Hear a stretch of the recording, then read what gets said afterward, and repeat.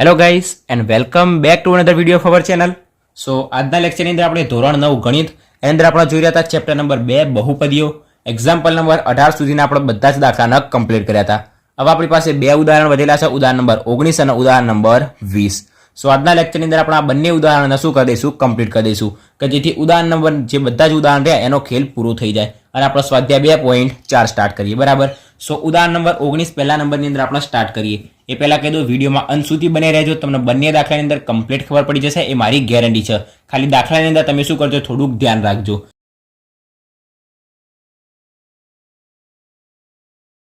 આપણા ઉદાહરણ નંબર આગળ જોઈએ તો 17 અને 18. એની અંદર મેં તમને કીધું હતું કે ઘનનું વિસ્તરણ. આપણે ઘનનું જે વિસ્તરણ કર્યું હતું, જેમ કે a+b નો ઘન હોય તો એનું વિસ્તરણ આપણે આવું મળતું હતું. આની અંદર આપણને શું આપેલું છે, વિસ્તરણ આપેલું છે અને એના અવયવો શોધવાના કીધેલા છે.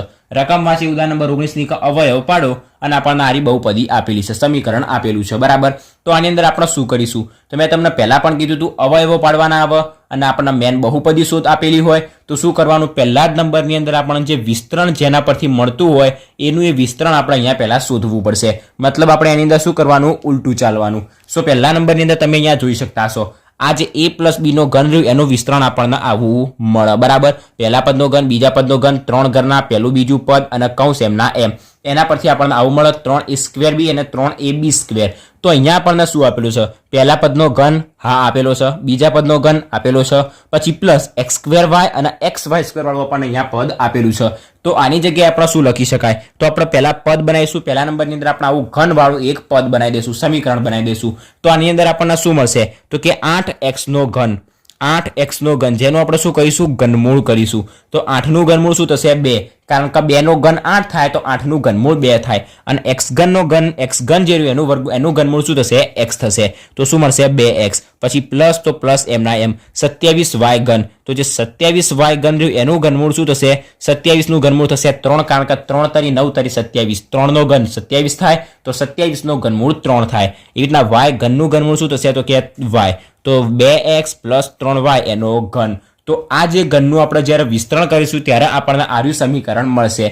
હવે આ સમીકરણ પરથી આપણે આર્યુ લાવવાનું છે તો એના માટે હંમેશા આપણે ઉલટું ચાલવાનું. પહેલા નંબરની અંદર આર્યુ સ્ટેપ બનાવવાનું, એના પછી બીજું સ્ટેપ શું થશે, પહેલા પદનો ઘન પ્લસ બીજા પદનો ઘન પ્લસ ત્રણ ઘરના પહેલું પદ બીજું પદ અને કૌંસ એમના એમ. તો પહેલા પદનો ઘન મતલબ 2x નો ઘન પ્લસ બીજા પદનો ઘન મતલબ 3y નો ઘન પ્લસ ત્રણ ઘરના પહેલું પદ 2x બીજું પદ 3y અને આખો જ કૌંસ 2x + 3y એમના એમ. બરાબર. હવે અહીંયા આપણે આ સ્ટેપ પરથી આર્યુ સ્ટેપ બનાવીશું. તો બરાબર 2x નો ઘન મતલબ 4 2 નો ઘન એટલે 8, સોરી 2 નો ઘન એટલે 8 અને x ઘન પ્લસ 3 નો ઘન એટલે 9 અને y નો ઘન એટલે y ઘન. પછી અહીંયા આપણને મળશે પ્લસ 3 દુ 6 તરી 18, 6 તરી 18 અને x ગુણ્યા y એટલે શું મળશે આપણને, xy. અને કૌંસ આર્યો જે રહ્યો એમના એમ રાખીએ કે 2x અને પ્લસ 3y. આપણું કામ અહીંયા શું થઈ ગયું, કમ્પ્લીટ થઈ ગયું. હવે આના પછીનું સ્ટેપ બનાવવાની જરૂર નહીં, આપણને ઓલરેડી આપેલું જ છે. 18 દુ 36 x y x, તો x ગુણ્યા x એટલે x² અને y, 18 દુ 36 x²y. પછી 18 તરી 54 અને xy², y ગુણ્યા y એટલે y² અને xy² આપણને મળી ગયું. હવે આપણને શું કીધું છે, અવયવો પાડવાના કીધેલા છે. મતલબ 2x + 3y નો ઘન આપેલો છે તો એના આપણે અવયવો શું કહી શકાય, 2x + 3y, બીજી વખત 2x + 3y અને ત્રીજી વખત 2x + 3y. 3 વખત 2x + 3y એ શું મળી ગયા આપણને, એના અવયવો મળી ગયા. સો જે ઉદાહરણ નંબર 19 હતું શું થઈ ગયું, અહીંયા કમ્પ્લીટ થઈ ગયું સરળતાથી. આપણને નિયમ યાદ હશે, તમે સમજી શકશો કે આ કોનું વિસ્તરણ છે, ઘનનું વિસ્તરણ છે. તો પહેલા આપણે ઘનવાળું સ્વરૂપ લખવાનું, એના પછી એનું બીજું સ્ટેપ, ત્રીજું સ્ટેપ અને ઓલરેડી એનો જવાબ આપણને આપેલો હતો. પછી જે આપણે શોધ્યું પહેલા નંબરની અંદર એના આપણે શું કરી દઈશું, વિસ્તરણ કરી દઈશું, એને 3 વખત લખી દઈશું. ઘન હતું એટલે 3 વખત લખ્યું, સ્ક્વેર હોય તો 2 વખત લખત. એવી રીતના આપણે શું થઈ ગયું, ઉદાહરણ નંબર 19 કમ્પ્લીટ થઈ ગયું. નેક્સ્ટ આપણે જોઈ લઈએ છેલ્લું ઉદાહરણ, એક્ઝામ્પલ નંબર 20, ઉદાહરણ નંબર 20 કે જેની અંદર આપણને આપેલું છે કે અવયવ પાડો 8x ઘન પ્લસ y ઘન પ્લસ 27z ઘન માઇનસ 18x y અને z. આના માટે બીજો એક આપણી પાસે નિયમ છે. તો જે અહીંયા આપણે જોઈ શકીએ કે x, y અને z આપણને 3 પદ આપેલા છે, મતલબ 3 અલગ અલગ ચલ આપેલા છે, x, y અને z. તો આના માટે ઘનનો જે નિયમ છે એ શું કહેશે, તો કે જ્યારે x ઘન પ્લસ y ઘન પ્લસ ઝેડ ઘન આપણી પાસે હોય અને માઇનસ 3xyz હોય તો આના બરાબર આપણે શું લખી શકાય? એક્સ ઘન માઇનસ વાય ઘન માઇનસ ઝેડ ઘન ત્રણેય ચલના ઘનનો સરવાળો અને માઇનસ 3 ઘરના પહેલું પદ, બીજું પદ, ત્રીજું પદ મતલબ એક્સ વાય ઝેડ આના બરાબર આપણે શું લખી શકાય? તો એક્સ વાય ઝેડ એમના એમ લખીશું એક્સ વાય સોરી વચ્ચે શું આવશે? પ્લસ આવશે X plus Y plus Z આના પહેલો કૌંસ બનાવીશું અને બીજા કૌંસની અંદર શું કરીશું? આ બધાનો સ્ક્વેર કરીશું તો કે X square plus Y square plus Z square અને હજી આપણે શું કરીશું? અહીંયા માઇનસ છે તો માઇનસ એમને એમ મૂકી દઈશું. પછી શું કરીશું? પહેલું પદ બીજું પદ, બીજું પદ ત્રીજું પદ અને ત્રીજું પદ પહેલું પદ તો માઇનસ પહેલું પદ એક્સ, બીજું પદ વાય, માઇનસ બીજું પદ વાય, ત્રીજું પદ ઝેડ, માઇનસ ત્રીજું પદ ઝેડ અને પહેલું પદ એક્સ. આ શું થઈ ગયું? એનો નિયમ છે. શું કીધો નિયમ? ફરીથી એક વખત કહી દઉં. એક્સ ઘન પ્લસ વાય ઘન પ્લસ ઝેડ ઘન માઇનસ 3xyz જો આપણને આવું કોઈ પદ આપેલું હોય તો એના બરાબર આપણે શું લખી શકાય? એક્સ વાય ઝેડ એમના એમ મતલબ એક્સ ઘન વાય ઘન ઝેડ ઘન જે આપેલું રહ્યો આપણને એનું શું કરીશું? આપણે ઘનમૂળ કરીશું. શું કરીશું? ઘનમૂળ. તો એક્સ ઘન વાય ઘન ઝેડ ઘનનું ઘનમૂળ મતલબ x plus Y plus z એ પહેલા કૌંસની અંદર. બીજા કૌંસની અંદર આપણે જે બધું એક્સ વાય ઝેડ લખ્યું તો એમ શું લખીશું? બધાનો સ્ક્વેર લખીશું તો X square plus Y square plus Z square. પછી અહીંયા માઇનસ આપેલું હતું તો માઇનસ પહેલા બે પદનો ગુણાકાર, બીજા બે પદનો ગુણાકાર અને પહેલા છેલ્લા બે પદનો ગુણાકાર તો minus X Y minus Y Z ને માઇનસ એક્સ ઝેડ અથવા તો માઇનસ ઝેડ એક્સ. તો આ જે નિયમ રહ્યો એનો એ નિયમ આપણે આના માટે લાગુ પાડીશું. તો બરાબર અહીંયા જોઈ શકતા હશો 8x ઘન વાય ઘન અને 27z ઘન મતલબ અહીંયા આપણને કેટલા પદ આપેલા છે? 3 પદ આપેલા છે અને ત્રણે કોના ઘનમાં આપેલા? કોના પદમાં આપેલા છે? તો કે ઘનના પદમાં આપેલા છે. શું સ્ટાર્ટ કરીએ? આપણે આના પર શું લખીશું? ઉલટું લખવાનું સ્ટાર્ટ કરીશું. તો નીચે લખીશું આપણે પહેલા તો બરાબર. શું જવાબ લાવવાનો છે? આપણો X plus Y plus Z. હવે એક્સ વાય ના ઝેડ ક્યાંથી લાવો? આપણને એક્સ આપેલો છે 8x ઘન, 8x ઘન એનું આપણે કહી દઈશું ઘનમૂળ. 8 નું ઘનમૂળ એટલે 2x ઘનનું ઘનમૂળ એટલે x. પછી આપ્યું છે y ઘન એનું ઘનમૂળ થશે y.